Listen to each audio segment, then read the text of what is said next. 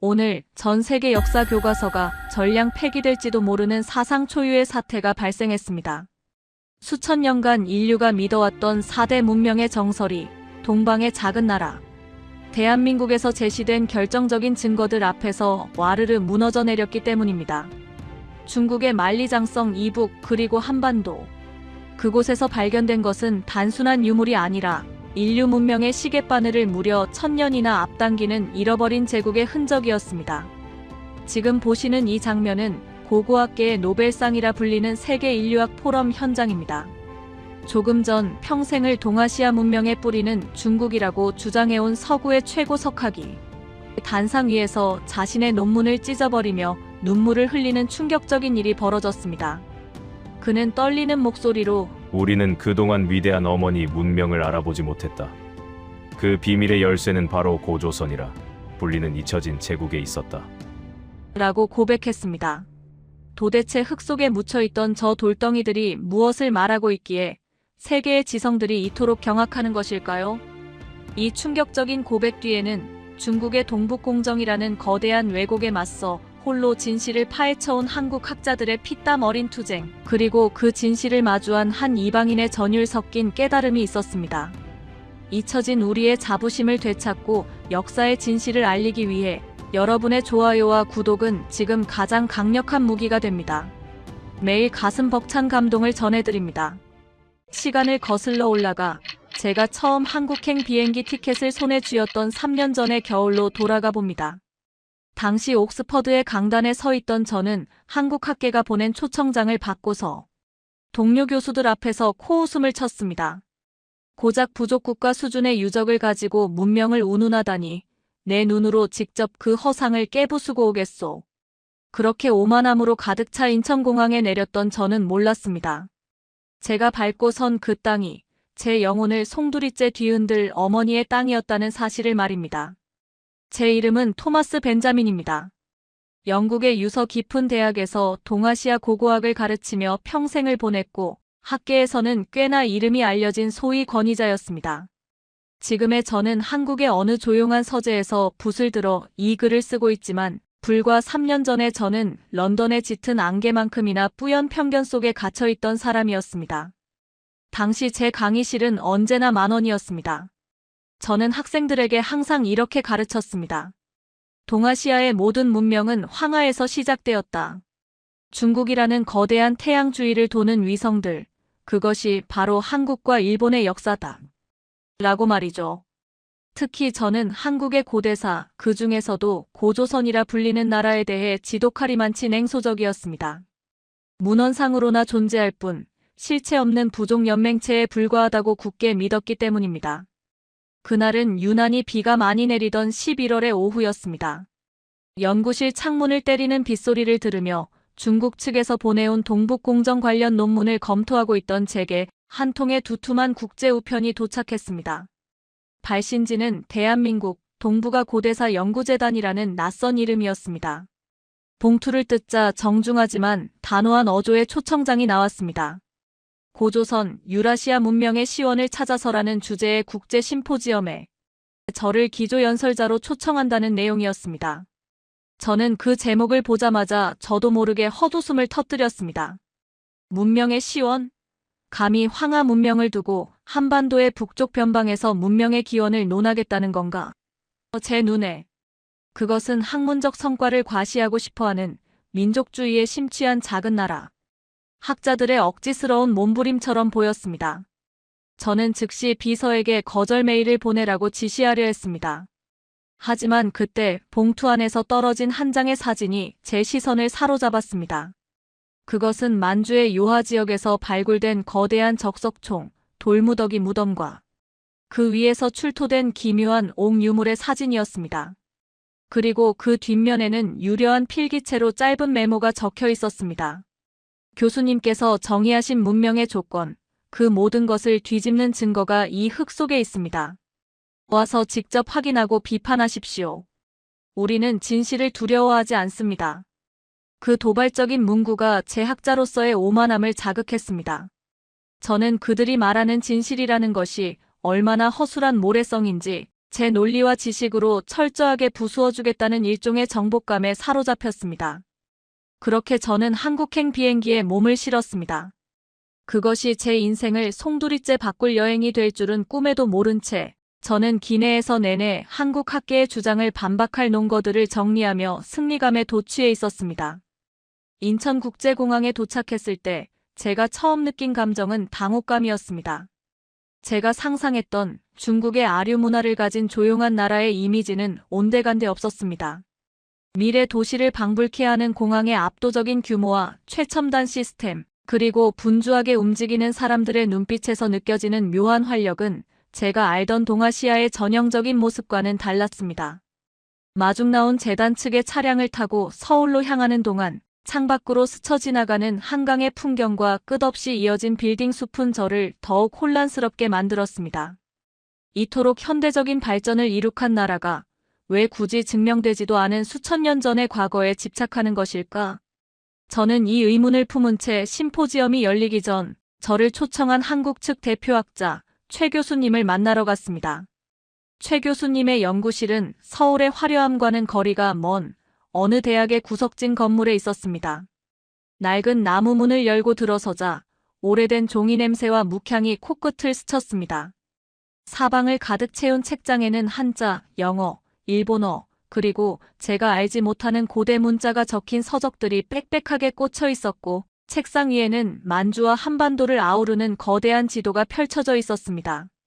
백발이 성성한 노신사 최 교수님은 저를 보자마자 따뜻한 미소를 지으며 자리에서 일어났습니다. 먼 길 오시느라 고생하셨습니다. 벤자민 교수님. 제 무례한 초청에 응해주셔서 진심으로 감사합니다.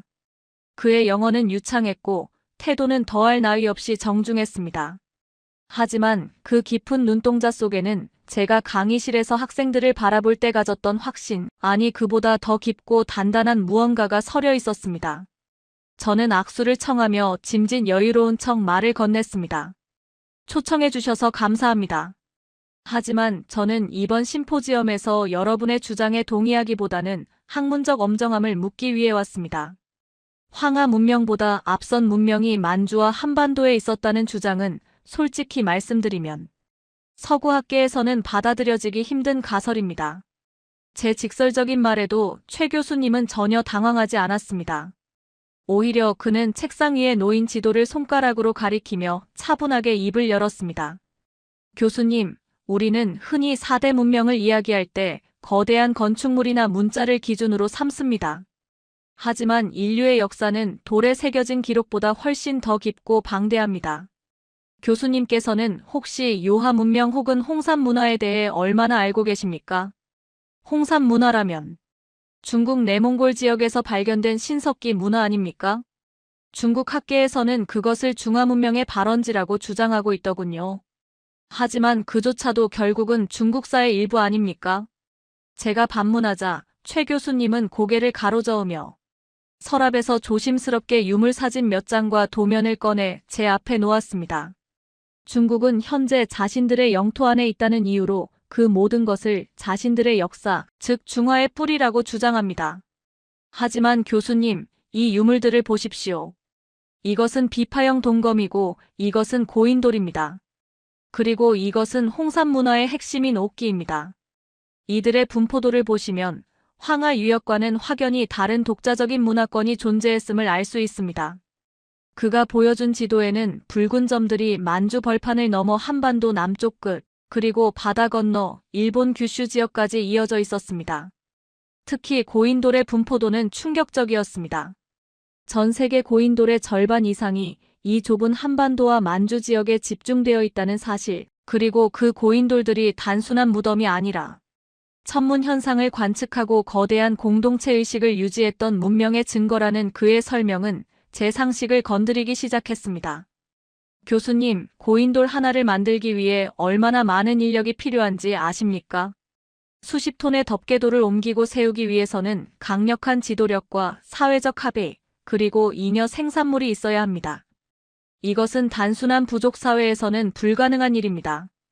우리는 이것을 고조선 문명권이라고 부릅니다.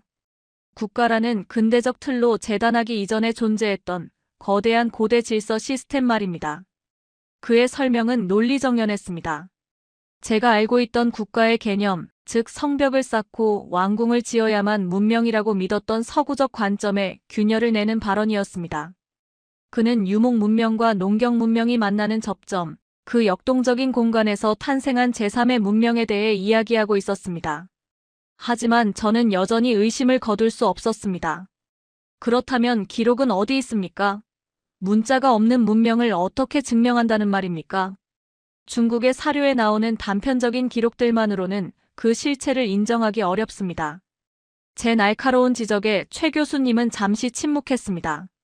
그리고는 자리에서 일어나 창밖을 응시하며 조용히 말했습니다. 기록은 승자의 것입니다. 그리고 잊혀진 자들은 말이 없지요. 하지만 땅은 거짓말을 하지 않습니다.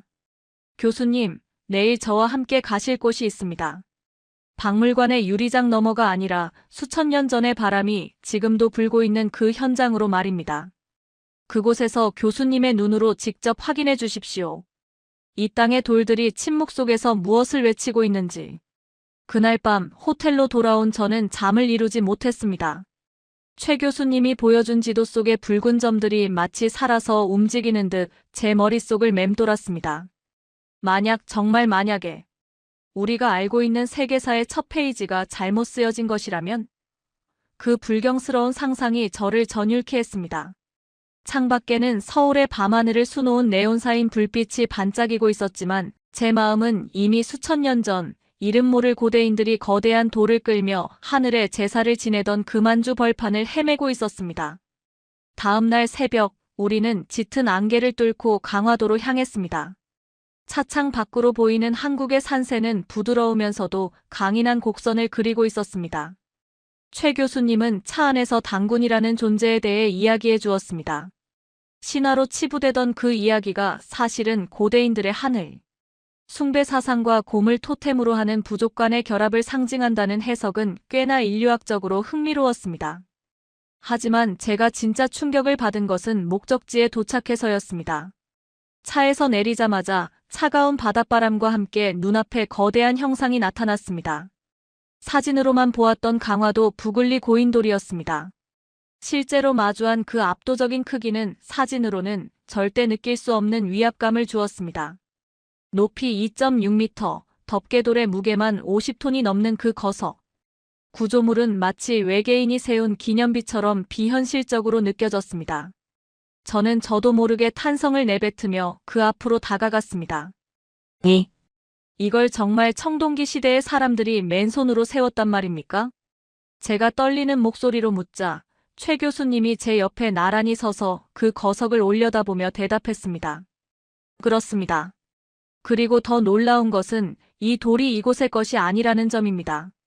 이 거대한 화강암을 채석하여 이곳까지 옮겨오기 위해 그들은 길을 닦고 굴림대를 만들고 수백 명의 장정을 동원했을 겁니다. 교수님, 이것이 과연 미개한 야만인들의 흔적일까요? 아니면 고도로 조직화된 사회의 증거일까요? 저는 할 말을 잃었습니다. 그 거친 돌 표면을 손으로 쓸어보았습니다. 수천 년의 비바람을 견뎌낸 차가운 돌의 감촉이 손끝을 타고 전해져 왔습니다. 그 순간 제 머릿속에서 견고하게 쌓아 올렸던 황하 문명 중심론이라는 탑에 미세한 금이 가기 시작했습니다. 이토록 거대한 에너지를 응집시킬 수 있었던 집단이 고작 중국. 문명의 변두리에 살던 소수민족이었을 리가 없었습니다. 그때 최 교수님이 제게 더욱 결정적인 한마디를 던졌습니다. 이 고인돌은 단순한 무덤이 아닙니다. 이 덮개돌의 기울기와 방향, 그리고 별자리 홈. 이것은 고대인들이 하늘과 소통하던 천문대였습니다. 그리고 이와 똑같은 양식의 고인돌이 요동반도와 만주 지역에서도 발견됩니다. 이것은 하나의 거대한 문명권이 존재했다는 움직일 수 없는 증거입니다. 그의 말을 듣는 순간 저는 등줄기에 소름이 돋았습니다.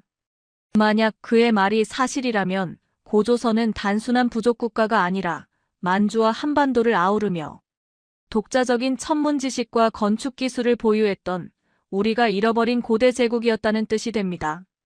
저는 현기증을 느끼며 뒷걸음질 쳤습니다. 제 평생의 학문적 신념이 흔들리는 소리가 들리는 듯 했습니다. 하지만 그렇다면 왜 세계는 이 사실을 모르는 겁니까? 왜 우리는 이것을 배우지 못한 겁니까? 제 절규에 가까운 질문에 최 교수님은 씁쓸한 표정으로 저 먼 북쪽 하늘을 바라보았습니다. 그것은 우리가 힘을 잃었었기 때문이고 누군가가 이 역사를 지우려 했기 때문입니다. 하지만 이제 교수님과 같은 분들이 진실을 마주하기 시작했습니다. 이제부터 제가 보여드릴 것은 돌덩이가 아닙니다. 이 땅에서 시작되어 유라시아 대륙으로 뻗어나갔던 그 잊혀진 연결고리를 보여드리겠습니다. 최 교수님은 품에서 낡은 수첩 하나를 꺼내 저에게 건넸습니다.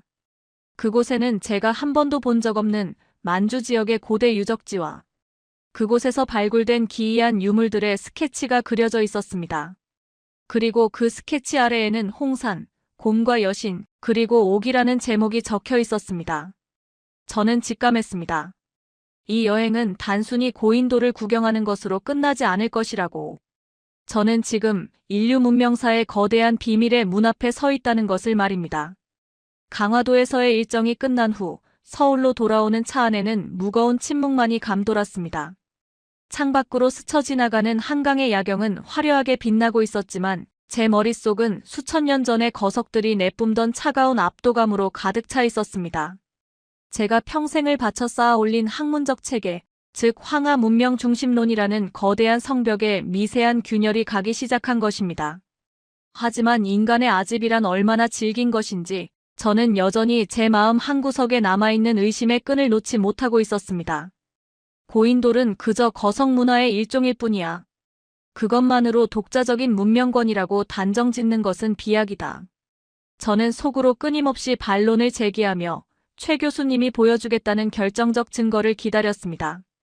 다음 날 아침, 최 교수님은 저를 데리고 서울 외곽에 위치한 한 연구소의 지하 수장고로 향했습니다. 그곳은 일반적인 박물관의 전시실과는 차원이 다른 곳이었습니다. 삼엄한 경비 시스템과 2중, 3중의 철제문을 통과해야만 들어갈 수 있는 소위 역사의 진실이 숨쉬는 성소와도 같은 곳이었습니다.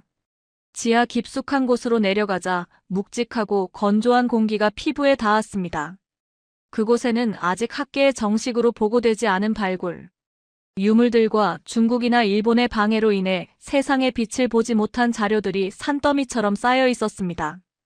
최 교수님은 하얀 장갑을 끼고 가장 안쪽에 위치한 특수 보관실의 문을 열었습니다. 벤자민 교수님, 이곳에 있는 유물들은 대부분 복제품이거나 사진 자료입니다. 원본은 중국 요령성 박물관이나 내몽골 박물관 수장고, 깊숙한 곳에 갇혀 외국 학자들의 접근이 철저히 차단되어 있기 때문이죠. 하지만 우리는 어렵게 입수한 실측 데이터와 3D 스캔 기술을 통해 그 실체를 완벽하게 복원해냈습니다. 이제부터 보시게 될 것은 중국이 그토록 감추고 싶어하는 홍산의 비밀입니다. 그가 가리킨 유리 진열장 안에는 붉은 조명을 받아 영롱하게 빛나는 옥 유물들이 놓여 있었습니다. 저는 조심스럽게 다가가 그것들을 살펴보았습니다. 그리고 그 순간 저는 숨이 턱 막히는 충격에 휩싸였습니다. 그것은 제가 지금까지 보아왔던 중국 중원의 옥기들과는 근본적으로 다른 형태와 질감을 가지고 있었습니다. 가장 먼저 제 눈을 사로잡은 것은 몸을 둥글게 말고 있는 기이한 형상의 조각품이었습니다. 이것은 용입니까? 제가 떨리는 목소리로 묻자 최 교수님이 고개를 저으며 나직하게 대답했습니다. 중국 학자들은 이것을 옥룡이라고 부르며 중화용 문화의 시원이라고 주장합니다. 하지만 교수님, 자세히 보십시오. 저 뭉툭한 코와 둥근 귀, 그리고 육중한 몸집이 정말 용처럼 보이십니까? 저것은 용이 아니라 곰입니다. 우리는 이것을 웅룡 혹은 돼지의 형상을 닮았다 하여 저룡이라고 부릅니다.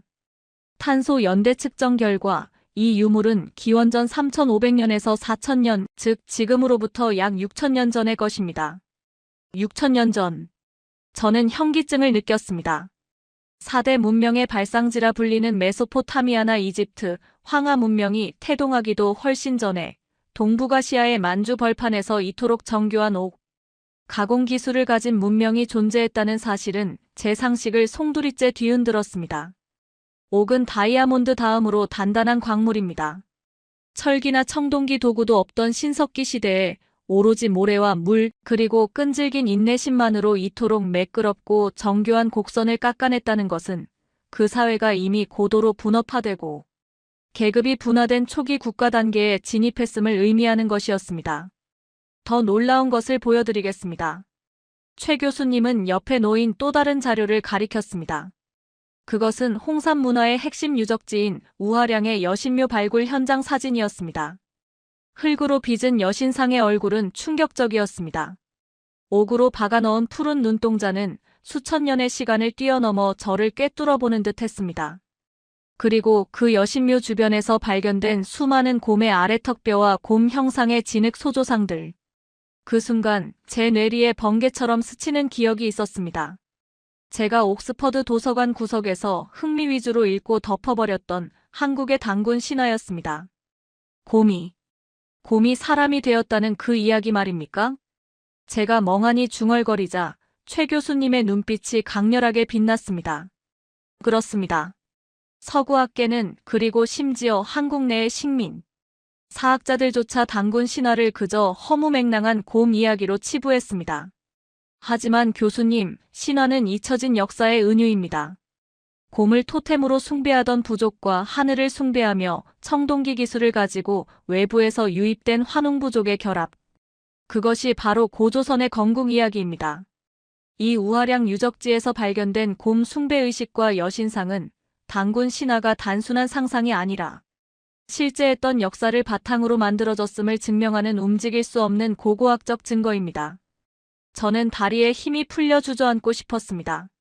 제가 미개한 샤머니즘이라고 비웃었던 그 신화가 사실은 인류 문명의 잃어버린 고리를 설명하는 가장 완벽한 역사서였다니. 홍산 문화가 꽃피웠던 그 시기와 장소, 그리고 그들의 숭배 대상이 한국의 건국 신화와 이토록 완벽하게 일치한다는 것은 우연일 수가 없었습니다. 이것은 퍼즐이었습니다. 서구와 중국이 억지로 감추고 비틀어 놓았던 역사의 조각들이 이제야 제자리를 찾아 맞춰지는 느낌이었습니다. 최 교수님은 저를 이끌고 대형 스크린 앞으로 갔습니다. 그가 지도를 띄우자 붉은색 영역이 만주 요서 지역에서 시작하여 요동을 거쳐 한반도 전체로 퍼져나가는 영상이 재생되었습니다. 보십시오. 빗살무늬 토기, 비파형 동검, 적석총, 그리고 곰 토템. 이 모든 문화적 유전자는 황하 문명과는 완전히 다릅니다. 중국의 황하 문명은 채도색 칠한 도자기와 흙무덤을 특징으로 하지만 이 북방 문명은 빗살무늬와 돌무덤을 특징으로 합니다.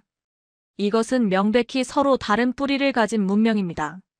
우리는 이것을 요하 문명 혹은 고조선 문명권이라고 부릅니다. 그리고 이 문명의 주인공들은 나중에 남쪽으로 이동하여 한반도의 우리 조상이 되었습니다. 스크린 위로 중국의 최신 역사 교과서 내용이 오버랩되었습니다. 그들은 이 모든 홍산 문화를 중화 문명의 서광이라고 명명하며 전설 속의 황제가 이곳을 지배했다고 가르치고 있었습니다. 심지어 고구려와 발해의 역사까지도 중국의 지방 정권으로 편입시키려는 시도를 노골적으로 보여주었습니다. 저는 그 지도 위에서 벌어지는 소리 없는 전쟁, 동북공정의 실체를 목격하며 학자로서 깊은 분노를 느꼈습니다. 그것은 단순한 영토 욕심이 아니었습니다. 한 민족의 기억을 말살하고 인류 문명의 다원성을 파괴하여 오로지 중화라는 하나의 용광로 속에 집어넣으려는 거대하고도 폭력적인 역사 왜곡이었습니다. 벤자민 교수님, 최 교수님의 목소리가 무겁게 울렸습니다. 중국이 왜 이토록 무리하게 만주와 한반도의 역사를 삼키려 하는지 아십니까? 그들은 두려운 것입니다. 황하 문명보다 더 오래되고 더 정신적으로 고귀한 문명이 자신들의 머리맡에 존재했다는 사실이 밝혀지는 것이 두려운 것입니다. 만약 고조선이 독자적인 문명이었음이 전 세계에 공인된다면 중화가 천하의 중심이라는 그들의 수천 년 된 이데올로기가 무너지기 때문입니다. 그래서 그들은 콘크리트로 유적을 덮어버리고 박물관의 설명을 바꾸고 외국 학자들의 눈과 귀를 막고 있는 것입니다. 저는 고개를 들어 최 교수님을 바라보았습니다. 백발의 노학자의 눈에는 슬픔과 결기가 동시에 서려 있었습니다. 그는 평생을 이 거대한 거짓과 싸워왔을 것입니다. 아무도 귀 기울여주지 않는 심지어 같은 나라 사람들조차 국수주의라며 비난할 때 홀로 묵묵히 흙 묻은 돌 조각을 닦으며 진실을 지켜왔을 그의 고독한 싸움이 제 가슴을 쳤습니다. 저는 부끄러움에 고개를 들 수가 없었습니다. 저는 그동안 강단에서 무엇을 가르쳤던 것입니까? 중국 측 자료만 앵무새처럼 읊어대며 그 속에 숨겨진 약소국의 비명과 진실을 외면했던 저는 학자가 아니라 그저 지식 소매상에 불과했습니다. 교수님. 저는 갈라진 목소리로 입을 열었습니다. 눈시울이 뜨거워졌습니다. 제가 틀렸습니다. 저는 그동안 제가 가진 지식이 전부인 양 오만하게 굴었습니다. 이 땅에 이렇게 위대하고 오래된 어머니의 문명이 살아 숨쉬고 있었다는 것을 저는 몰랐습니다. 용서하십시오. 그리고 감사합니다. 이 진실을 보게 해주셔서. 최 교수님은 엷은 미소를 지으며 제 손을 잡았습니다. 그의 손은 거칠고 따뜻했습니다. 사과는 필요 없습니다, 교수님. 이제라도 아셨으니 교수님의 펜으로 그리고 교수님의 목소리로 세계에 알려주십시오. 우리가 잃어버린 제국이 아니라 잊혀진 제국의 후예라는 것을. 그리고 이 문명의 정신이 어떻게 오늘날까지 이어져 한국이라는 나라를 지탱하는 힘이 되었는지를 말입니다. 그는 저를 데리고 수장고의 가장 안쪽 별도로 마련된 작은 공간으로 안내했습니다. 그곳에는 단 한 개의 유물이 놓여 있었습니다. 화려한 금관도 거대한 청동검도 아니었습니다. 그것은 아주 작고 투박한 하지만 기묘한 아우라를 뿜어내는 청동 거울이었습니다. 다뉴세문 경잔무늬 거울. 지름 21cm의 작은 원 안에 머리카락보다 얇은 0.3mm 간격의 선이 무려 13,000개나 새겨져 있는 현대의 나노 기술로도 재현하기 힘들다는 그 불가사의한 유물이었습니다. 이것을 보십시오. 이것은 기원전 4세기의 것입니다. 당시 고조선의 장인들은 돋보기도 정밀 가공 기계도 없이 오로지 손끝의 감각만으로 이 우주를 담아냈습니다. 이 거울에 빛을 비추면 마치 태양처럼 눈부신 광채가 뿜어져 나옵니다. 이것은 단순한 기술이 아닙니다. 이것은 홍익인간 널리 인간을 이롭게 하라이라는 고조선의 건국 이념을 형상화한 것입니다. 빛으로 세상을 비추고 기술로 사람을 살리는 정신. 그 정신이 수천 년을 흘러 지금의 대한민국을 만든 반도체 기술로, 의료 기술로, 그리고 전 세계를 감동시키는 문화의 힘으로 이어지고 있는 것입니다. 저는 전율했습니다. 6,000년 전 홍산의 옥기에서 시작된 정교함, 기원전 4세기 다뉴세문경에서 정점에 달한 기술력, 그리고 21세기 대한민국이 보여주는 첨단 기술의 기적. 이 모든 것이 끊어지지 않은 하나의 거대한 흐름, 즉 문명적 DNA로 연결되어 있다는 사실을 깨달았기 때문입니다. 한국의 발전은 우연한 한강의 기적이 아니었습니다. 그것은 수천 년간 축적되고 잠재되어 있던 거대한 문명의 에너지가 현대에 이르러 다시 폭발한 필연적인 결과였습니다. 수장고를 나오는 제 발걸음은 들어올 때와는 전혀 달라져 있었습니다. 제 가슴 속에는 이제 단순한 호기심이 아닌 무거운 사명감이 자리 잡았습니다. 이 위대한 이야기를 묻혀있던 진실을 세상 밖으로 끄집어내야 한다는 강렬한 의무감이었습니다. 밖으로 나오자 서울의 하늘은 맑게 개어 있었고 따사로운 햇살이 제 얼굴을 비추었습니다. 마치 고조선의 태양, 환웅이 내려다보던 그 하늘처럼 말입니다. 최 교수님, 이제 어디로 갑니까? 이 위대한 유전자가 현대의 한국 사회에서는 어떤 모습으로 살아 숨쉬고 있는지 그 현장을 보고 싶습니다. 제 질문에 최 교수님은 의미심장한 미소를 지으며 차에 시동을 걸었습니다. 가장 한국적이면서도 가장 세계적인 감동이 있는 곳으로 모시겠습니다. 교수님은 그곳에서 홍익인간의 정신이 박물관 속에 박제된 글자가 아니라 지금도 한국인들의 피 속에 뜨겁게 흐르고 있다는 것을 목격하게 될 것입니다. 최 교수님과 함께 연구소를 나선 시각은 점심시간이 훌쩍 지난 오후였습니다. 우리는 서울의 중심부인 광화문 광장으로 향했습니다. 차창 밖으로 보이는 거대한 빌딩 숲과 그 사이를 바쁘게 오가는 수많은 사람들의 물결은 방금 전 지하 수장고에서 마주했던 정적인 유물들과는 너무나 대조적인 풍경이었습니다. 하지만 제 머릿속은 여전히 혼란스러웠습니다. 6,000년 전의 곰 토템, 0.3mm 간격의 다뉴세 문경, 그리고 동북공정이라는 거대한 역사전쟁. 이 모든 정보가 한꺼번에 쏟아져 들어온 탓인지 아니면 시차 적응이 덜 된 탓인지 갑자기 심한 현기증이 몰려왔습니다. 교수님, 잠시만 좀 쉬었으면 좋겠습니다. 저는 가쁜 숨을 몰아쉬며 광장 한켠의 벤치 쪽으로 비틀거렸습니다. 눈앞이 하얗게 전멸하더니 다리에 힘이 풀렸고 그대로 아스팔트 바닥으로 쓰러지고 말았습니다. 희미해지는 의식 속에서 저는 런던에서의 경험을 떠올렸습니다. 개인주의가 극도로 발달한 서구의 대도시에서 누군가 길에 쓰러지면 사람들은 휘말리기 싫어 외면하거나 멀찍이 서 지켜보며 구조대만 기다리는 경우가 다반사였습니다. 저는 차가운 바닥에 누워 이렇게 이방인의 땅에서 객사를 하는 것인가라는 공포에 휩싸였습니다. 하지만 그 순간 기적 같은 일이 벌어졌습니다. 제 몸이 바닥에 닿기도 전에 누군가의 단단한 팔이 저를 받아 안았습니다. 그리고 순식간에 사방에서 사람들이 몰려들었습니다. 괜찮으세요? 여기 외국분이 쓰러지셨어요. 119 불러주세요. 저기요, 벨트 좀 풀어주세요. 숨쉬기 편하게. 낯선 한국어들이 웅성거림 속에 들려왔지만 그 목소리들에는 하나같이 다급함과 진심 어린 걱정이 배어 있었습니다. 누군가는 제 머리를 자신의 무릎에 받쳐주었고 어떤 중년 여성은 제 손과 발을 주무르며 끊임없이 혈액순환을 도왔습니다. 또 다른 청년은 입고 있던 재킷을 벗어 제 몸을 덮어주었습니다. 그것은 단순히 위급 환자를 돕는 차원이 아니었습니다.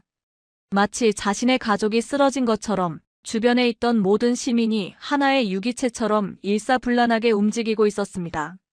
저는 흐릿한 시야 속에서 저를 내려다보는 수많은 눈동자를 보았습니다. 그 눈빛에는 호기심이나 귀찮음이 아닌 설명하기 힘든 깊은 연민과 책임감이 서려 있었습니다. 사이렌 소리가 들리고 구급대원들이 도착할 때까지 제 손을 꼭 잡고 있던 그 이름 모를 시민의 온기를 저는 평생 잊지 못할 것입니다. 응급실로 이송되는 과정 또한 놀라움의 연속이었습니다. 런던의 국영 의료 시스템인 NHS는 훌륭하지만 대기 시간이 길기로 악명 높습니다. 응급실에 가도 몇 시간을 복도에서 기다리는 일이 허다하죠. 하지만 한국의 병원은 달랐습니다. 구급차는 마치 홍해의 기적처럼 갈라지는 차량들의 양보를 받으며 질주했고 병원에 도착하자마자 저는 최첨단 장비가 갖춰진 진료실로 옮겨졌습니다. 복잡한 서류 절차나 신용카드 제시를 요구하는 사람은 아무도 없었습니다. 오직 환자의 생명이 최우선이라는 원칙만이 그 긴박한 공간을 지배하고 있었습니다. 몇 가지 검사를 마친 뒤 의사는 과로와 급성 스트레스로 인한 일시적인 쇼크라는 진단을 내렸습니다. 수액을 맞으며 안정을 취하자 정신이 맑아졌습니다. 침대 곁에는 걱정스러운 표정의 최 교수님이 앉아 계셨습니다. 저는 몸을 일으키려다 말고 천장을 응시하며 나직이 물었습니다. 최 교수님, 아까 광장에서 사람들이 저를 구했습니다. 서로 모르는 사이였을 텐데 어떻게 그렇게 한 몸처럼 움직일 수 있습니까? 서구 사회에서는 보기 힘든 장면이었습니다. 최 교수님은 따뜻한 미소를 지으며 물수건으로 제 이마에 땀을 닦아주셨습니다. 벤자민 교수님, 그것이 바로 제가 말씀드리고 싶었던 고조선의 유산, 홍익인간의 정신입니다. 널리 인간을 이롭게 하라는 단군의 건국 이념은 단순히 고대 국가의 통치 슬로건이 아니었습니다. 그것은 수천 년의 세월 동안 우리 민족의 집단, 무의식 속에 깊이 뿌리 박힌 생존 방식이자 삶의 철학이 되었습니다. 그는 창밖으로 보이는 서울의 풍경을 가리키며 말을 이었습니다. 한국인들에게 남은 그저 타인이 아닙니다. 우리는 서로를 우리라고 부릅니다. 우리 엄마, 우리 집, 우리나라.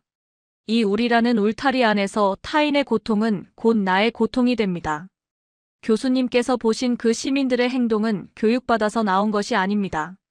위기 상황이 닥치면 본능적으로 발현되는 피 속에 흐르는 DNA 같은 것입니다. 저는 그제야 아까 보았던 시민들의 눈빛을 이해할 수 있었습니다. 그것은 6,000년 전 거대한 고인돌을 세우기 위해 온 부족이 힘을 합쳐줄을 당기던 그 협동의 정신이었습니다. 척박한 만주 벌판과 한반도의 산악지대에서 살아남기 위해 서로를 의지하고 보살펴야 했던 고대인들의 지혜가 현대의 세련된 시민의식으로 진화한 것이었습니다. 교수님, 한국에는 금 모으기 운동이라는 역사가 있습니다. 최 교수님의 이야기는 계속되었습니다. 1997년 국가부도 위기가 닥쳤을 때 정부가 시키지도 않았는데 전 국민이 장롱 속에 아껴두었던 돌반지, 결혼 예물, 금수저를 들고 나왔습니다. 나라의 빚을 갚기 위해 내놓은 금이 무려 227톤이었습니다.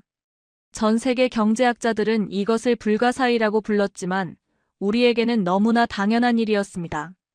공동체가 무너지면 나도 없다는 인식, 대의를 위해 나를 희생할 줄 아는 마음. 이것이 바로 고조선 때부터 내려온 공동체 정신의 현대적 발현입니다. 저는 침대에 누운 채로 전율했습니다. 박물관 유리진열장 안에 갇혀있던 죽은 역사가 사실은 이 나라 사람들의 심장 속에서 펄떡이고 있었다는 사실을 깨달았기 때문입니다. 고조선은 멸망하여 사라진 제국이 아니었습니다. 그 정신은 형태로만 바뀌었을 뿐 지금도 대한민국이라는 이름으로 그리고 그 안에 사는 사람들의 따뜻한 정으로 살아 숨쉬고 있었던 것입니다. 퇴원 수속을 밟으면서 저는 또 한 번 놀랐습니다. 병원비는 제가 예상했던 것보다 훨씬 저렴했고 시스템은 믿을 수 없을 만큼 효율적이었습니다. 제가 영국인이라고 밝히자 원무과 직원은 유창한 영어로 보험 처리 절차를 설명해주며 친절하게 웃어 보였습니다. 이토록 고도화된 시스템과 인간적인 따뜻함이 공존하는 사회. 이것은 단순히 경제가 발전한다고 해서 얻어지는 것이 아니었습니다. 병원 로비로 나오자 해가 뉘엿뉘엿 지고 있었습니다. 최 교수님은 저를 근처의 한 식당으로 데려갔습니다. 몸을 회복하는 데는 이만한 것이 없다며 그가 주문한 것은 삼계탕이었습니다. 뚝배기 안에서 보글보글 끓고 있는 뽀얀 국물과 닭 한 마리. 그는 인삼과 대추, 찹쌀이 어우러진 이 음식이 과거 우리 조상들이 먹었던 약식동원약과 음식은 그 근원이 가따의 사상에서 비롯된 것이라고 설명했습니다. 한 숟가락을 떠서 입에 넣자 깊고 진한 맛이 온몸으로 퍼져나갔습니다. 그것은 단순한 음식의 맛이 아니었습니다. 쓰러진 이방인을 위해 기꺼이 손을 내밀어준 시민들의 온기, 그리고 수천 년을 이어온 이 땅의 생명력이 응축된 위로의 맛이었습니다. 저는 뜨거운 국물을 넘기며 저도 모르게 눈물을 흘렸습니다. 아까의 공포와 긴장이 풀리면서 터져나온 안도의 눈물이었고 동시에 이토록 아름다운 사람들을 품은 이 나라의 역사에 대한 경외감의 눈물이었습니다. 최 교수님, 저는 숟가락을 내려놓고 진지하게 물었습니다. 이토록 훌륭한 정신적 유산을 가진 나라가 왜 그동안 세계 역사 무대에서는 침묵하고 있었던 겁니까? 이 홍익인간의 정신이야말로 지금 분열과 혐오로 병들어가는 21세기의 인류에게 가장 필요한 가치가 아닙니까? 최 교수님은 씁쓸한 표정으로 소주잔을 기울였습니다. 우리는 너무 오랫동안 힘의 논리에 짓눌려 있었습니다. 일제강점기 동안 우리의 역사는 난도질당했고 너희는 타율적이고 정체된 민족이라는 식민사관에 세뇌당했습니다. 그리고 이어진 전쟁과 가난. 먹고 살기 바빴던 우리는 우리 안에 있는 거인을 잊고 살았습니다. 심지어 우리 스스로도 단군을 미신이라 치부하고 고조선을 작은 부족국가로 격하하며 자학했었죠. 그는 젖은 눈으로 저를 바라보았습니다. 하지만 이제 때가 되었습니다. 경제적인 성장을 이룬 지금 한국의 젊은 세대들이 K컬처라는 이름으로 전 세계를 매료시키고 있지 않습니까? BTS의 노래 가사에 담긴 자신을 사랑하라는 메시지, 한국 드라마에 흐르는 권선징악과 휴머니즘. 이것들이 전 세계인의 공감을 얻는 이유는 그 바탕에 인류 보편적인 사랑, 즉 홍익인간의 DNA가 깔려있기 때문입니다. 이제 우리는 잃어버린 기억을 되찾고 당당하게 우리의 역사를 말해야 합니다. 그날 밤 저는 호텔 책상에 앉아 런던의 동료 교수에게 이메일을 썼습니다. 존, 자네가 알던 동아시아의 역사는 수정되어야 하네. 아니, 처음부터 다시 쓰여져야 해. 나는 오늘 박물관이 아니라 거리에서, 병원에서, 그리고 뚝배기 한 그릇 속에서 5,000년 된 제국을 만났네. 그들은 칼과 창으로 세상을 정복한 제국이 아니라 사람을 살리고 널리 이롭게 하는 정신으로 영원히 살아남은 문화의 제국이었어. 메일의 전송 버튼을 누르며 저는 결심했습니다. 내일은 최 교수님이 말씀하신 마지막 여정, 이 모든 역사의 퍼즐을 완성할 장소로 떠날 것입니다. 그곳에서 저는 제가 확인한 모든 진실을 엮어 서구학계에 던질 거대한 파문을 준비할 것입니다. 이제 저는 단순한 관찰자가 아니었습니다. 저는 이 위대한 진실의 증언자가 되어가고 있었습니다. 서울역에서 KTX에 몸을 실었을 때 저는 또 한 번 묘한 기시감과 감탄을 동시에 느꼈습니다. 시속 300km로 한반도의 대동맥을 질주하는 이 강철의 준마는 과거 만주 벌판을 호령하던 고대 기마민족의 역동성이 현대기술로 재탄생한 듯한 착각을 불러일으켰습니다. 찻잔 속의 물결조차 잃지 않는 정숙함 속에서 창밖 풍경은 빠르게 뒤로 밀려나고 있었습니다. 산과 강이 끊임없이 이어지는 이 험준한 지형을 뚫고 불과 2시간 남짓 만에 국토의 끝자락으로 이동한다는 것은 단순한 토목기술의 승리가 아니었습니다. 그것은 속도를 지배했던 고대인들의 DNA가 현대의 교통 인프라로 발현된 결과물처럼 보였습니다. 최 교수님은 차창 밖으로 스쳐 지나가는 산맥을 가리키며 조용히 입을 여셨습니다. 벤자민 교수님, 우리는 지금 천년의 고도 경주로 갑니다. 서구 사학계는 흔히 한국을 중국 문화의 수혜자 혹은 변방의 아류라고 묘사하곤 합니다. 하지만 경주에 발을 딛는 순간 교수님은 그 모든 주장이 얼마나 터무니없는 무지였는지를 깨닫게 되실 겁니다. 그곳에는 중국이 결코 흉내낼 수 없었던 유라시아 대륙의 동쪽 끝에서 독자적으로 폭발한 황금의 문명이 기다리고 있습니다. 경주에 도착했을 때 도시 전체를 감싸고 있는 공기는 서울과는 확연히 달랐습니다. 높은 빌딩 대신 부드러운 곡선의 능선들이 도시 곳곳에 솟아 있었습니다. 그것은 산이 아니었습니다. 왕들의 무덤, 거대한 고분들이었습니다.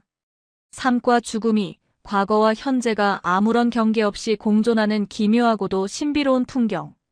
택시를 타고 이동하는 내내 저는 창밖에서 눈을 뗄 수 없었습니다. 마치 도시 전체가 지붕 없는 거대한 박물관 같았습니다. 우리는 가장 먼저 국립경주박물관으로 향했습니다. 최 교수님은 저를 신라 역사관의 가장 깊숙한 곳, 어둠 속에 오직 하나의 피사체만을 위해 조명이 집중된 곳으로 안내했습니다. 그리고 그곳에서 저는 제 학자로서의 인생을 송두리째 뒤흔드는 압도적인 아름다움을 마주했습니다. 유리관 너머에서 숨막히는 황금빛 아우라를 뿜어내고 있는 것. 바로 신라의 금관이었습니다. 저는 숨을 죽이고 마치 홀린 사람처럼 그 앞에 다가갔습니다. 순도 높은 황금판을 오려 만든 세움 장식, 그리고 그 위에 촘촘히 매달린 수많은 비취색 고곡과 황금 달개들. 사람이 움직일 때마다, 바람이 불 때마다 영롱한 빛과 소리를 냈을 그 관을 보며 저는 떨리는 손으로 안경을 고쳐 썼습니다.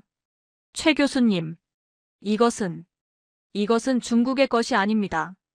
제 목소리는 흥분으로 갈라져 있었습니다. 중국의 황제들은 면류관이라 하여 앞뒤로 구슬을 늘어뜨린 천모자를 썼습니다. 하지만 이 형상, 이 나뭇가지 모양과 사슴뿔 형상은 최 교수님이 고개를 끄덕이며 제 말을 받았습니다. 그렇습니다. 정확히 보셨습니다. 이것은 시베리아의 자작나무 그리고 알타이 초원을 달리는 사슴의 뿔을 형상화한 것입니다. 이것은 북방 유목민족, 즉 스키타이와 흉노, 그리고 몽골로 이어지는 샤머니즘의 전형적인 상징입니다. 신라의 왕들은 자신들을 샤먼 킹, 즉 하늘과 땅을 연결하는 제사장으로 인식했습니다. 이것은 한민족의 주류가 중국의 한족과는 뿌리부터 다른 북방, 기마민족의 후예임을 증명하는 결정적인 금속학적 지문입니다. 저는 전율했습니다. 그동안 서구학계에서 무비판적으로 수용했던 기자 조선설이나 한사군을 통한 문명 전파설이 이 금관 하나로 산산이 부서지는 순간이었습니다. 신라는 중국의 문화를 수동적으로 받아들인 변방의 속국이 아니었습니다. 그들은 유라시아 대륙의 거친 에너지를 품고 동쪽으로 달려와 한반도라는 용광로 속에서 그들만의 독창적이고 화려한 황금 문명을 꽃피운 독자적인 제국의 주인들이었습니다. 하지만 충격은 여기서 끝이 아니었습니다. 최 교수님은 저를 또 다른 진열장으로 이끌었습니다. 그곳에는 계림로 보검이라 불리는 길이가 36cm 정도 되는 단검이 놓여 있었습니다. 그 검을 보는 순간 저는 제 눈을 의심하며 뒤로 물러설 뻔했습니다. 이건 불가능합니다. 이 문양, 이 붉은 석류석을 박아 넣은 클로아존의 기법. 이건 전형적인 동로마 제국 혹은 흑해 연안의 트라키아 양식입니다. 이 유물이 왜 1500년 전 신라의 무덤에서 나온단 말입니까? 최 교수님은 빙그레 웃으며 그 옆에 놓인 로만 글라스들을 가리켰습니다. 벤자민 교수님, 신라는 고립된 나라가 아니었습니다. 당시 경주는 인구 100만의 거대 도시였고 서역의 상인들이 드나들던 국제 도시였습니다. 실크로드의 종착지는 중국의 장안이 아닙니다. 그 길은 동쪽으로 더 뻗어 이곳 경주까지 이어져 있었습니다. 우리는 이것을 오아시스 로드 혹은 글라스 로드라고 부릅니다. 신라인들은 중국을 거치지 않고도 초원길과 바닷길을 통해 로마, 페르시아, 서역과 직접 소통했습니다. 그들은 세계를 향해 활짝 열려있던 개방적 제국이었습니다. 저는 망치로 머리를 맞은 듯한 충격을 받았습니다. 중국이 그토록 감추고 싶어하는 진실, 즉 한반도는 중국의 일부가 아니라 유라시아 문명과 해양 문명이 만나는 독자적인 허브였다는 사실이 이 작은 단검 속에 명백히 새겨져 있었기 때문입니다. 한국의 역사 속에는 이미 수천 년 전부터 글로벌의 유전자가 흐르고 있었습니다. 외래의 문물을 배척하지 않고 받아들여 자신들의 기술로 더 아름답고 정교하게 재창조해내는 그 융합의 능력. 그것이 오늘날 한국이 반도체와 스마트폰, 그리고 문화 콘텐츠로 세계를 석권하게 된 원동력이었음을 저는 직감적으로 깨달았습니다. 박물관을 나섰을 때는 이미 땅거미가 지고 있었습니다. 우리는 첨성대로 발걸음을 옮겼습니다. 어둠이 내려앉자 부드러운 조명을 받은 첨성대의 실루엣이 밤하늘을 배경으로 신비롭게 떠올랐습니다. 6000년 전 고인돌에서 보았던 그 투박한 돌들이 이제는 완벽한 수학적 비례를 갖춘 우아한 곡선의 건축물로 진화해 있었습니다. 교수님, 이 첨성대를 단순히 별을 보는 전망대로 생각하시면 곤란합니다. 최 교수님은 첨성대의 구조를 하나하나 짚어가며 설명하기 시작했습니다. 몸통을 이루는 돌의 개수는 362개, 이는 1년의 날수를 상징합니다. 총 27단으로 쌓아 올린 것은 당시 27대 왕이었던 선덕여왕을 의미하죠. 그리고 저 네모난 창문의 위아래 돌 개수는 각각 12개, 1년 12달과 24절기를 의미합니다. 그리고 춘분과 추분 때 태양빛이 저 창문을 통해 바닥을 비추는 각도가 정확히 일치합니다. 이것은 단순한 건축물이 아니라 돌로 만든 정밀한 달력이자 천문 계산기입니다. 그의 설명을 들으며 첨성대를 올려다보자 1400년 전 밤하늘을 올려다보며 백성들의 농사 시기를 걱정하던 신라 과학자들의 숨결이 느껴지는 듯 했습니다. 경천해인 하늘을 공경하고 사람을 사랑하는 마음. 그 정신이 과학기술과 만났을 때 이토록 아름답고 실용적인 걸작이 탄생한 것입니다. 한국인들은 예로부터 손기술이 좋고 수학에 능했습니다. 하지만 그 기술을 결코 사람을 죽이는 무기보다는 하늘의 뜻을 읽고 사람을 살리는 데 더 많이 사용했습니다. 지금 대한민국이 세계적인 우주강국으로 발돋움하고 최고의 IT 기술을 보유하게 된 것은 우연이 아닙니다. 바로 저 첨성대에서부터 이어진 탐구의 유전자가 면면이 흐르고 있기 때문입니다. 밤이 깊어가자 우리는 경주 시내의 한적한 곳에 위치한 성덕대왕 신종, 일명 에밀레종이 있는 곳으로 갔습니다. 거대한 청동종 앞에 서자 압도적인 위용에 저절로 고개가 숙여졌습니다. 최 교수님은 관리인의 양해를 구하고 종소리가 녹음된 고음질 스피커를 켰습니다. 땡, 땡. 첫 소리가 울려 퍼지는 순간 저는 온몸에 털이 곤두서는 것을 느꼈습니다. 그것은 단순한 금속의 마찰음이 아니었습니다. 묵직한 저음이 바닥을 타고 올라와 제 심장을 울렸고 그 뒤를 이어 끊어질 듯 끊어지지 않는 맑고 긴 여운이 파동처럼 공기 중으로 퍼져나갔습니다. 들리십니까, 교수님? 이 소리의 비밀을. 최 교수님의 목소리도 경건하게 떨리고 있었습니다. 이것은 맥노리 현상입니다. 두 개의 서로 다른 주파수가 미세하게 간섭을 일으켜 소리가 커졌다, 작아졌다를 반복하며 숨을 쉬는 듯한 소리를 만들어냅니다. 현대의 음향학자들도 이 종의 성분을 분석했지만 지금의 기술로도 이토록 완벽한 소리를 재현해내지 못하고 있습니다. 1200년 전 신라의 장인들은 쇳물의 인성분을 섞고 종의 두께를 미세하게 조절하여 인간의 영혼을 가장 깊게 울리는 주파수를 찾아냈습니다. 저는 눈을 감고 그 소리에 몸을 맡겼습니다. 그 소리에는 한민족의 기쁨과 슬픔, 염원과 기도가 모두 녹아있는 듯 했습니다. 전설 속의 아이가 희생되었다는 슬픈 이야기, 즉 한의 정서가 예술적 승화를 통해 신명으로 바뀌는 과정. 그것은 고통을 아름다움으로 극복해내는 한국인 특유의 정신세계를 보여주는 청각적 증거였습니다. 서구의 종소리가 웅장하고 권위적이라면 신라의 종소리는 따뜻하고 위로적이었습니다. 마치 어머니의 자장가처럼 듣는 이의 상처받은 마음을 어루만져 주었습니다. 그날 밤 경주 남산 자락에 위치한 전통 한옥 호텔에 짐을 풀었습니다. 달빛이 창호지 문을 은은하게 비추고 처마 끝에 매달린 풍경 소리가 바람에 흔들리는 밤이었습니다. 잠이 오지 않아 대청마루에 나와 앉아 있는데 최 교수님이 따뜻한 차를 들고 나오셨습니다. 오늘 하루 충격이 크셨을 겁니다. 그가 건넨 찻잔에서는 은은한 국화향이 피어올랐습니다. 최 교수님. 제가 조용히 입을 열었습니다. 저는 오늘 제가 그동안 그렸던 세계 지도를 찢어버렸습니다. 한국은 대륙의 막다른 골목이 아니었습니다.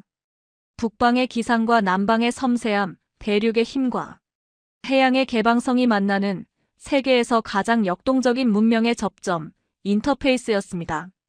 저는 밤하늘의 별을 바라보며 말을 이었습니다. 신라의 황금 문화는 단순히 사치스러운 유물이 아니었습니다.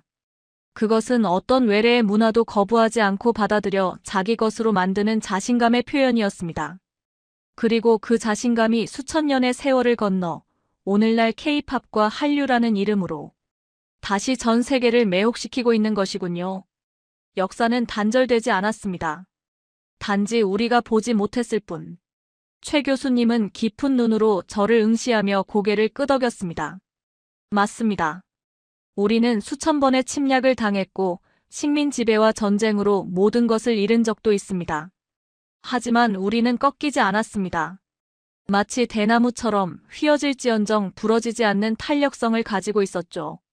그것은 우리 안에 흐르는 공동체 의식과 문화적 자부심이 있었기 때문입니다. 벤자민 교수님, 이제 교수님의 여정도 마지막을 향해 가고 있습니다. 내일은 이 모든 과거의 영광이 현대의 용광로 속에서 어떻게 재탄생했는지 그 뜨거운 현장을 보시게 될 겁니다. 방으로 돌아온 저는 노트북을 켰습니다. 런던에서부터 작성해오던 논문 동아시아 문명의 주변부 연구 파일을 열었습니다. 그리고 주저없이 딜리트 키를 눌렀습니다. 대신 새로운 문서를 열고 떨리는 손가락으로 제목을 적어내려갔습니다. 황금의 제국 그리고 깨어난 호랑이, 한국은 어떻게 인류 문명의 기억을 지켜냈는가. 커서가 깜빡이는 것을 보며 저는 생각했습니다. 내일 보게 될 불의 춤. 최 교수님이 말씀하신 그곳은 아마도 한국 경제의 심장부 제철소나 조선소일 것입니다.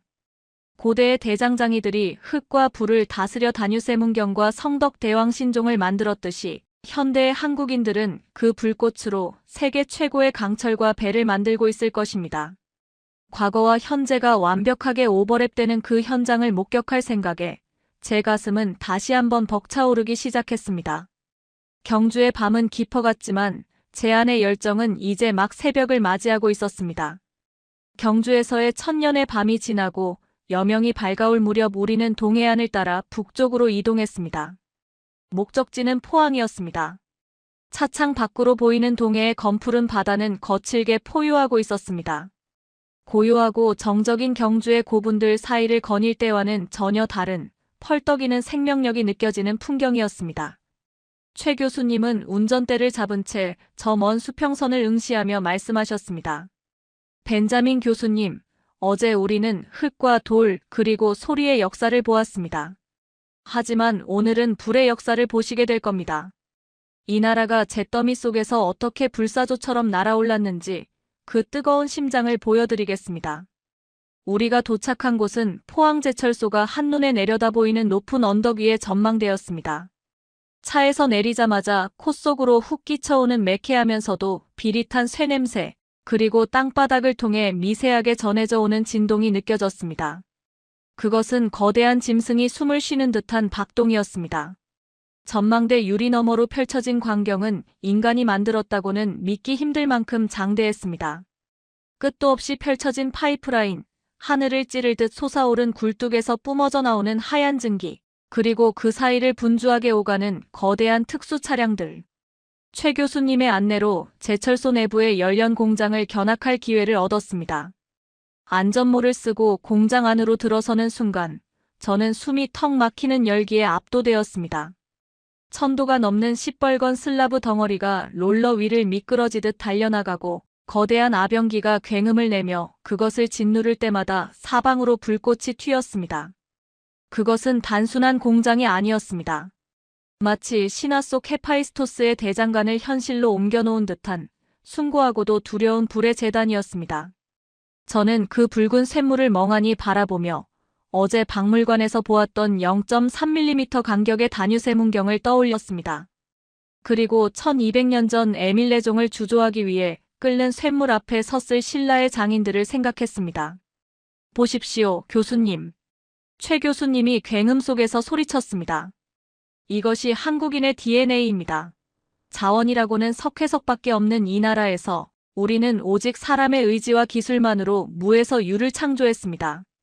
1970년대 이 공장을 지을 때 외국 전문가들은 모두 절대 불가능하다고 비웃었습니다.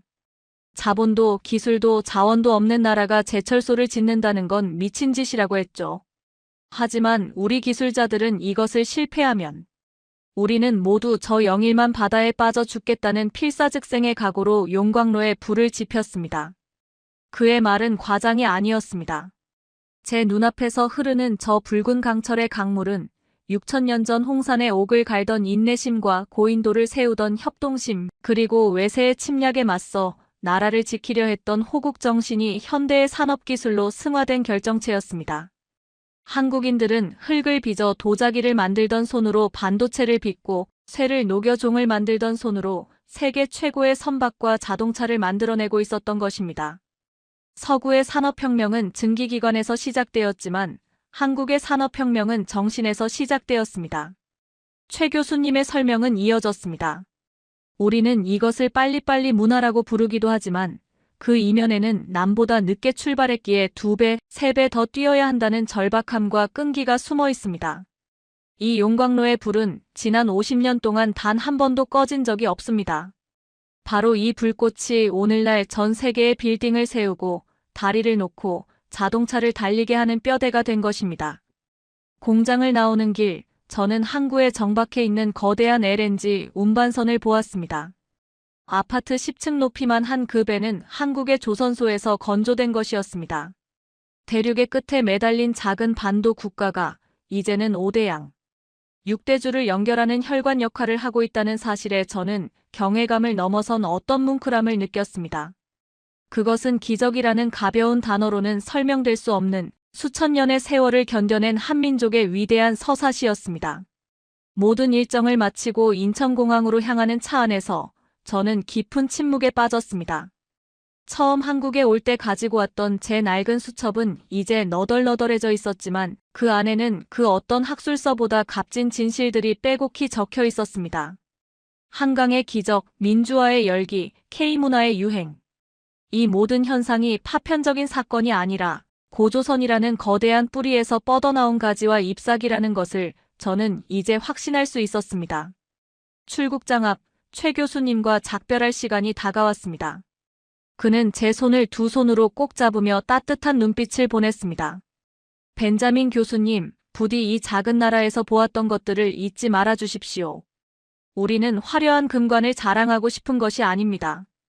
우리는 그저 우리가 누구인지, 어디서 왔는지, 그리고 인류를 위해 무엇을 할 수 있는지를 세상과 나누고 싶을 뿐입니다. 저는 목이 메어 잠시 말을 잇지 못했습니다. 최 교수님, 저는 오만했습니다. 문명은 서쪽에서 동쪽으로 흐른다고 믿었죠. 하지만 이제 알겠습니다. 빛은 동방에서 시작되었다는 것을요. 제가 돌아가서 해야 할 일은 명확해졌습니다. 제 강단은 이제 더 이상 죽은 지식을 파는 곳이 아니라 살아있는 진실을 전하는 곳이 될 것입니다. 이 호랑이의 기상을 그리고 홍익인간의 따뜻함을 반드시 전하겠습니다. 우리는 뜨거운 포옹을 나누었습니다. 돌아서서 출국 심사대로 향하는 제 발걸음은 그 어느 때보다 무거웠지만 동시에 제 가슴은 새로운 사명감으로 벅차올랐습니다. 런던으로 돌아온 후 저는 칩거에 들어갔습니다. 전화도 받지 않고 외부와의 접촉을 끊은 채 밤낮으로 지필에 매달렸습니다.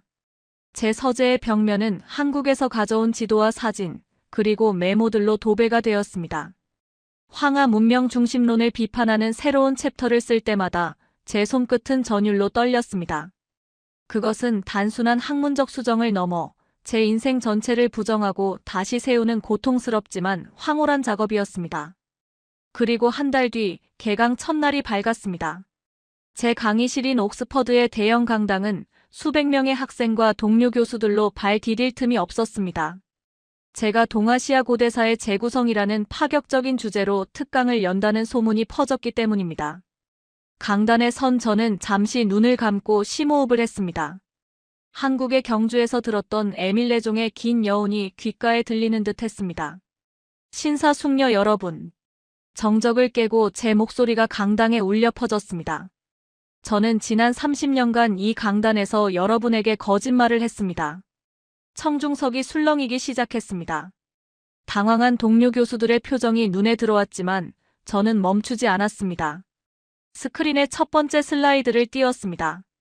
그것은 중국의 만리장성 지도가 아니라 만주와 한반도를 아우르는 붉은색 고조선. 문명권의 지도, 그리고 그 위로 겹쳐진 홍산 문화의 옥룡과 신라의 금관 사진이었습니다. 우리는 그동안 문명의 크기를 영토의 크기나 건축물의 높이로만 평가해왔습니다. 그래서 피라미드나 만리장성 같은 거대함에만 집착했죠. 하지만 저는 동방의 작은 나라, 한국에서 진정한 문명의 척도를 발견했습니다. 그것은 바로 인간을 향한 존중과 고난을 극복하는 정신이었습니다. 저는 홍산 문화의 곰 토템이 어떻게 단군 신화와 연결되는지, 다뉴세 문경의 나노 기술이 어떻게 현대 반도체로 이어지는지, 그리고 신라의 화백제도와 공동체 정신이 어떻게 현대의 역동적인 민주주의로 꽃피웠는지를 열정적으로 토해냈습니다. 6천년의 시간을 관통하는 이 거대한 연결고리를 설명하는 동안 강의실의 소음은 완전히 사라지고 숨소리조차 들리지 않는 몰입의 공간으로 바뀌었습니다. 그들은 침략자가 아니었습니다. 그들은 칼 대신 붓을 들었고 정복 대신 교류를 택했습니다. 중국이 스스로를 세상의 중심이라 칭하며 벽을 쌓을 때 한국은 바다와 초원을 향해 문을 열고 널리 인간을 이롭게 하라는 꿈을 꾸었습니다. 그 꿈이 수천 년의 시련을 견디고 살아남아 지금 21세기의 가장 어두운 곳을 비추는 등대가 되고 있습니다. 마지막 슬라이드에는 포항제철소의 붉은 쇳물과 경복궁의 고즈넉한 처마, 그리고 촛불을 든 시민들의 모습이 콜라주로 펼쳐졌습니다. 한국은 조용한 아침의 나라가 아닙니다. 그들은 새벽을 깨우는 호랑이이며 가장 뜨거운 열정을 품은 다이내믹 코리아입니다. 인류가 잃어버린 오래된 미래가 바로 그곳에 있습니다. 저는 오늘부로 제 낡은 교과서를 폐기합니다. 그리고 여러분에게 제안합니다. 진실을 보고 싶다면 동쪽으로 가십시오. 그곳에서 여러분은 문명의 새로운 희망을 보게 될 것입니다. 강의가 끝나고 제가 단상에서 내려올 때까지 침묵은 계속되었습니다. 그리고 누군가 한 명이 조심스럽게 박수를 치기 시작했습니다. 그 소리는 곧 빗방울처럼 번져나갔고 이내 강당 전체를 뒤흔드는 우레와 같은 기립박수로 변했습니다. 맨 앞줄에 앉아있던 중국인 유학생 한 명이 복잡한 표정으로 하지만 결연한 눈빛으로 저를 바라보며 고개를 끄덕이는 모습이 보였습니다. 강의실을 빠져나와 밖으로 나오니 런던의 하늘은 여느 때처럼 회색빛 구름으로 덮여 있었습니다. 하지만 제 눈에는 구름 뒤에 숨어있는 태양이 보였습니다. 동방에서 떠올라 서방을 비추는 그 따뜻한 빛이 말입니다. 저는 주머니에서 최 교수님이 선물로 준 작은 복주머니를 꺼내어 만지작거렸습니다. 그 안에 들어있는 것은 작은 흙 한 줌과 다뉴세 문경의 모조품이었습니다. 홍익인간. 입속으로 그 단어를 가만히 되뇌어 보았습니다. 널리 인간을 이롭게 하라. 이 단순하고도 위대한 명제가 앞으로 제 남은 학자로서의 인생을 이끌어갈 나침반이 될 것입니다. 한국에서의 여정은 끝났지만 제 마음속의 여행은 이제 막 시작되었습니다. 언젠가 다시 그 땅을 밟을 날을 고대하며 저는 런던의 거리 속으로 힘찬 발걸음을 내디뎠습니다. 제 가슴 속에는 이제 영원히 꺼지지 않는 5,000년의 불꽃이 타오르고 있었기 때문입니다. 긴 시간, 토마스 벤자민 교수와 함께 떠난 시간 여행 어떠셨나요? 오늘 우리는 6,000년 전 만주 벌판의 흙 속에서 시작하여 1,000년 전 경주의 황금빛 왕관을 지나 지금의 뜨거운 용광로와 반도체에 이르기까지 단 한순간도 끊어지지 않고 이어져 온 위대한 한민족의 DNA를 확인했습니다. 이 영상을 통해 여러분이 꼭 기억하셨으면 하는 것은 단 하나입니다. 우리는 강대국 틈에 낀 작은 나라가 아니라 인류 문명의 시원을 연 어머니의 나라이자 세상을 널리 이롭게 하려는 홍익인간의 정신을 품은 거인이라는 사실입니다. 지금 여러분의 가슴 속에서 뛰고 있는 그 심장, 그리고 여러분이 흘리고 있는 그 땀방울 속에 5,000년 제국의 역사가 살아 숨쉬고 있습니다. 오늘의 이 벅찬 감동이 여러분의 일상을 살아가는데 큰 자부심과 위로가 되었기를 바랍니다. 아직 흙 속에 묻혀 세상에 알려지지 않은 우리의 이야기가 너무나 많습니다. 누군가는 잊으려 하고 누군가는 왜곡하려 하는 이 소중한 진실들을 우리가 계속 파헤치고 전 세계에 알릴 수 있도록 여러분의 힘을 보태주세요. 구독과 좋아요는 잃어버린 역사를 되찾는 가장 강력한 무기가 됩니다. 그리고 댓글로 여러분이 느낀 자부심과 감동을 남겨주세요.